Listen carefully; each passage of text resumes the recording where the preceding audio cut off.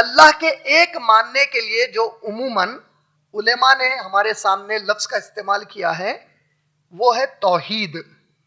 توحید کا لفظ قرآن میں کہیں بھی نہیں آیا ہے.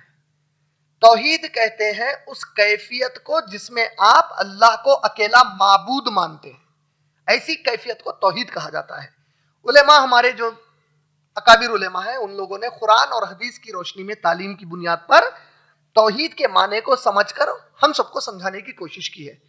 تو ان سب کا یہ ماننا ہے کہ اللہ کی جو توحید ہے, یعنی کہ جس میں آپ اللہ کو اکیلا معبود مانتے ہیں, اس کو سمجھنے کے لیے کہ معبود اکیلے ماننے کا معنی کیا ہے, آپ اللہ کو 3 الگ الگ علمی نکات میں سمجھیں گے. ایک ہے توحید الربوبیہ, اللہ کو آپ اکیلا رب مانیں گے. قرآن کی شروعات ہوتی ہے بسم اللہ الرحمن الرحیم. سورہ فاتحہ کی پہلی آیت کیا ہے؟ الحمدللہ رب العالمین. اللہ نے قرآن میں اپنا تعارف سب سے پہلے کس صفت سے کروایا؟ رب ہوں میں بولے. عربی زبان میں رب کے جو معنی آتے ہیں, کئی ہمارے لوگ جو قرآن کے معنوں کو کبھی پھیر کر بھی پیش کرتے, اکثر ہمارے ماں باپ جب اولاد نافرمانی پہ اتر جاتی تو بولتے ہیں اللہ قرآن میں بولے ربیانی صغیرہ ہیں, یہ بول کے ہم تمہارے چھوٹے رب ہے بولتے. نعوذ باللہ, ویسا معنی نہیں ہے. ہو سکتا آپ کے والدین نے بولیں گے, لیکن کئی جگہوں پر سورہ بنی اسرائیل سورہ نمبر 17 کی آیت کوٹ کر کے بولتے دیکھو اللہ تعالیٰ اس میں بولے ربیانی صغیرہ, بولے تمہارے چھوٹے رب ہے بولے. ویسا نہیں ہے. اس میں اللہ تعالیٰ ہم کو سکھائے کہ جب تمہارے ماں باپ ضعیفی کو پہنچ جائے, ان میں سے کوئی ایک یا دونوں کے دونوں ضعیفی کو پہنچ جائے, تو تم جب ان کے سامنے کھڑے ہو تو متبری سے مت کھڑے رہو, اپنے دونوں مونڈوں کو تھوڑا جھکا دو ان کے سامنے. اور اگر تمہیں وہ کوئی حکم دے, مطلب دنیاوی طور پہ کوئی حکم دے, داڑھی نکالو, حجاب نکال دو والا حکم دے جو اللہ کے خلاف جاتا, وہ حکم پانی پٹا دو, آج دعوت میں مت جاؤ بھائی میرے ساتھ رہو, ایسے اگر کوئی حکم دے جس میں شریعت نہیں ٹوٹتی تو تم انہیں اف تک نہ کہو, اور اللہ سے دعا کرو. کیا دعا کرو؟ اے میرے رب, جس طرح ان لوگوں نے میں جب چھوٹا تھا تو مجھے پالا, رب یعنی صغیرہ, صغیر مانے چھوٹا, رب بولے پالنا, رب یعنی صغیرہ, میرے چھوٹے پن میں انہوں نے پالا. مطلب انہوں رب نہیں ہوئے. رب کون ہے ہمارے؟ رب کے اندر جو معنی آتا اللہ کی صفت رب کا, اس کا سب سے پہلا ایک معنی ہوتا ہے کچھ بھی نہیں ہے سے کچھ بنانا.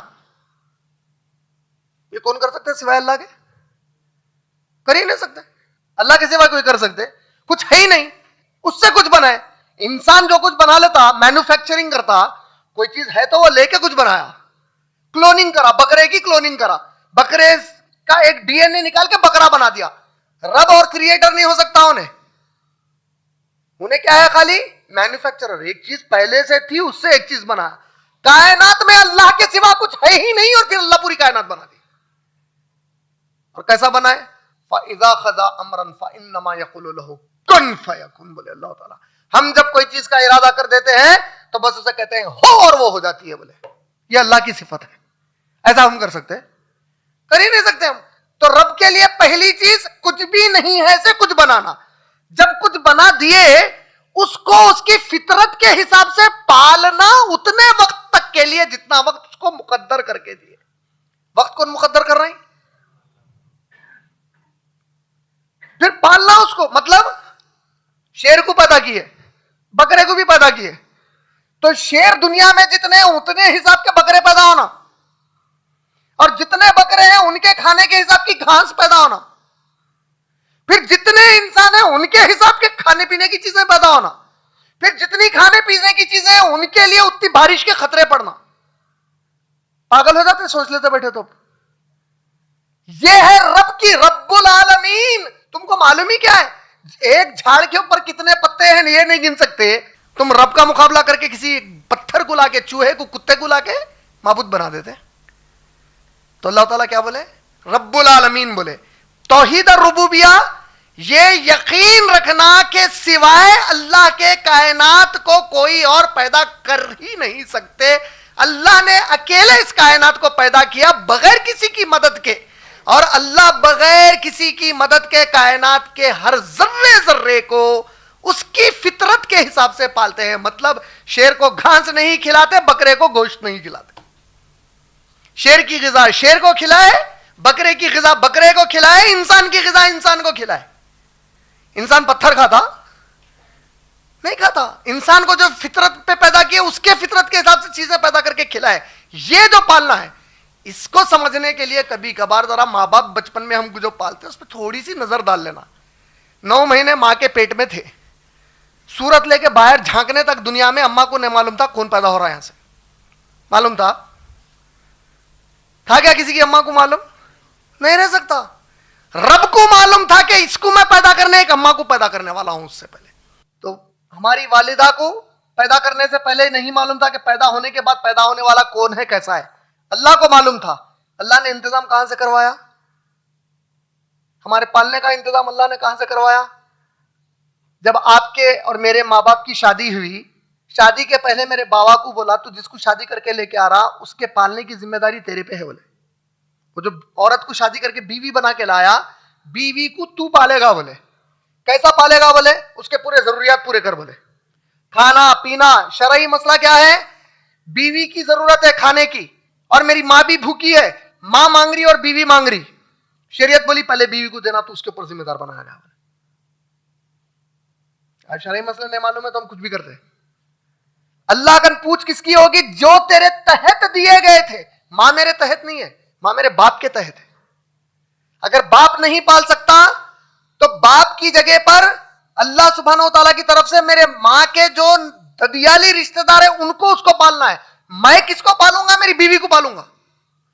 وہ میرے پاس آئی اللہ کی طرف سے، تو اس کے اوپر خوی بنایا گیا. بولے تیرے پہ ذمہ داری ہے. تو شادی کر کے لاتے بولا گیا کہ پال اپنی بیوی کو. بولے پالنے کی ذمہ داری جیسی دے دی ہے. کیسی حکمت ہے اللہ کی. اولاد کس کے پیٹ میں آئی؟ ماں کے یا باپ کے؟ ماں کے پیٹ میں آئی. اب اس کی ضرورت کے حساب سے پال کا مطلب جو اس کے پیٹ میں پل رہا اس وقت اس کی جو ضرورت ہے وہ بھی پوری کر. بولے تم نطفے کی شکل سے پیدا ہوئے ماں کے پیٹ میں، جیسا جیسا بڑے ماں کی ضرورت تھوڑی الگ الگ ہوتے گئی. جو بھی ہے تیرے پہ فرض کر کے دے. بولے کیونکہ ایک جان ڈالو اس کے اندر. بولے اب بچہ پیدا ہو گیا، ہونے کے پہلے ماں اور باپ دونوں کو سمجھائے. ماں کو قرآن میں بولے سورہ لقمان کی آیت نمبر 14-15 میں، سورہ بقرہ کی آیت نمبر 243 میں، بچہ یا بچی کوئی بھی پیدا ہو گیا تو 2 سال تک اپنے چھاتی سے دودھ پلا. بولے بابا کو بولے اس کے کھانے پینے کا انتظام کر. قرآن کی آیت ہے. کس کے لیے؟ آپ اور میں جو پیدا ہو کے دنیا میں ان کا انتظام کروا رہے ہیں اللہ تعالیٰ. کیوں نکاح کو اور زنا کو الگ کر دیا گیا؟ زنا کرنے والا شوق کو زنا کرتا، سامنے والی کی ضرورت کی 1 پیسے کی اہمیت نہیں ہے اس کے پاس، شوق کیا نکل گیا گناہ کا. یہاں ذمہ داری کے ساتھ کھڑا کر دیا گیا اللہ تعالیٰ. قریب گیا اس کے، اب پوری ذمہ داری اٹھا اس کے بارے. اس کی ذمہ داری اٹھائیں گا، اس کے بعد جو نعمت اللہ کی طرف سے کسی کی زندگی کی شکل میں آنے والی ہے اب تو اس کا بھی ذمہ دار ہے. بولے آگے چلنے کے بعد اب بیوی کی ذمہ داری اٹھا رہا تھا، تیرے پہ بچے کی بھی ذمہ داری ہے. بولے بیوی سے لڑ لے کے بیوی کو چھوڑ دیا، بیوی کو چھوڑ دے انہیں کسی اور کو شادی کرتی، انہیں اس کو پالتا، تو تیری اولاد کو پال. بولے ایسا رب لا کے بتاؤ گے ایسے کوئی اور جس کی تم عبادت کرتے، ان عبادت کرنے والے جھوٹے معبودوں کی کوئی تعلیم بتاؤ جو اس حد تک باریکی سے آپ کی اور میرے پیدا کرنے کے بعد ہمارے پالنے کا انتظام کر کے تعلیم دے. رب العالمین. ماں باپ تو پیدا ہونے کے بعد آپ کو مجھے گود میں لے کے پالتے پوستے، تھوڑا بڑا کرتے، تھوڑی تربیت کرتے، اس کے علاوہ کچھ نہیں کر سکتے. سرے سے پال رہے اللہ تعالیٰ آپ کو اور مجھے.